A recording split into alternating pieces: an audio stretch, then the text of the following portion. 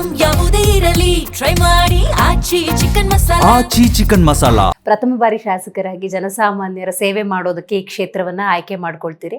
ರಾಜಕೀಯ ಅಂತ ಸಂದರ್ಭದಲ್ಲಿ ಪ್ಲಸ್ ಮೈನಸ್ ಡೆಫಿನೆಟ್ಲಿ ಇದ್ದೇ ಇರುತ್ತೆ.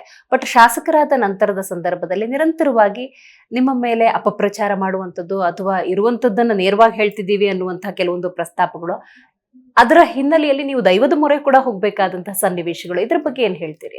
ಅಪಪ್ರಚಾರ ಅನ್ನೋದು ಇದೆಯಲ್ಲ, ನಾನು ಒಂದು 4-5 ಸಲ ನೋಡಿದೆ. ನಾನು ಕೊನೆಗೆ ನಾನು ಏನ್ ಹೇಳಿದೆ, ಕಾಂಗ್ರೆಸ್ನ ನಮ್ಮ ಸ್ನೇಹಿತರಿಗೆ, ನೀವು ದೇವಸ್ಥಾನಕ್ಕೆ ಬನ್ನಿ, ಅಲ್ಲಿ ನಿಂತು ನಮ್ಮ ಬಗ್ಗೆ ನೀವು ಇದು ಮಾಡಿ, ಅಪಪ್ರಚಾರ ಮಾಡಿ ಅಂತೇಳಿ. ಇನ್ನು ಏನ್ ಮಾಡೋಣ, ನನ್ನ ಮೇಲೆ ನನ್ನ ಕುಟುಂಬದ ಮೇಲೆ ಏನು ಇಲ್ದಿದ್ದ ಇದು ಮಾಡಿದಾಗ ಕೊನೆ ಅನಿವಾರ್ಯವಾಗಿ ತುಂಬಾ ನೋವಿನಿಂದ ನಾನು ಆ ದೇವಿಯ ಮರೆ ಹೋಗಿರ್ತಕ್ಕಂಥ ಅನಾದಿಯಿಂದ ನಮ್ಮ ಕುಟುಂಬಕರು ಆರಾಧನೆ ಮಾಡಿ ಬಂದಿರತಕ್ಕಂಥ ಕ್ಷೇತ್ರ ಅದು. ಹಾಗಾಗಿ ನಾವು ಅಲ್ಲಿ ಹೋಗ್ಲೇಬೇಕಾಯ್ತು. ಈಗ ಒಂದು ಸುಳ್ಳನ್ನ, ಈ ಗ್ಲೋಬಲ್ ಥಿಯರಿ ಅಂತ ಹೇಳ್ತೀವಿ, ಒಂದು ಸುಳ್ಳನ್ನ 10 ಸಲ ಹೇಳಿದ್ರೆ ಜನಸಾಮಾನ್ಯ ನಂಬ್ತಾರೆ, ನಮ್ಮ ಕಾರ್ಯಕರ್ತರು ನಂಬ್ತಾರೆ. ಹಾಗಾಗಿ ನಾವು ಅದನ್ನು ಹೊರ ಬರ್ಬೇಕಲ್ಲ. ಆ ಕಾರಣಕ್ಕಾಗಿ ಬಹಳ ಖುಷಿಯಿಂದ ಅಲ್ಲ, ತುಂಬಾ ನೋವಿನಿಂದಲೇ ನಾವು ದೇವಿಯ ಮೊರೆ ಹೋಗಿರ್ತಕ್ಕಂಥದ್ದು.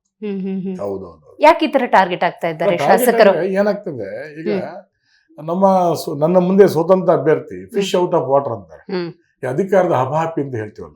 ಹಾಗಾಗಿ ಬಹುಶಃ ಅವ್ರಿಗೆ ನಿದ್ದೆ ಬರ್ತಾ ಇಲ್ಲ. ಆಗ ಈಗ ನನಗೆ ಸರ್ಕಾರ ಇದೆ, ನಾನು ಏನಾಗಿಲ್ಲ, ಅದು ಅವ್ರವ್ರ ಹಣೆ ಬರ. ಹೌದಾ? ಜನರ ಆಯ್ಕೆ. ಮತ್ತೆ ಹಾಗಿದ್ರೆ ನಾನು ಯಾವತ್ತು ಏನು ಆಗ್ಬೇಕಾಗಿತ್ತು. ಹೌದಾ?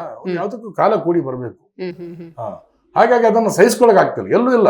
ಇಲ್ಲಿ ನಮ್ಮ ಕ್ಷೇತ್ರದಲ್ಲಿ ಜಾಸ್ತಿ, ಇಡೀ ಉಡುಪಿ ಜಿಲ್ಲೆನಲ್ಲಿ ನಮ್ಮ ಕ್ಷೇತ್ರದಲ್ಲಿ ಈ ತರ ಒಂದು ಕಿರಿಕಿರಿ ಜಾಸ್ತಿ ಇದೆ.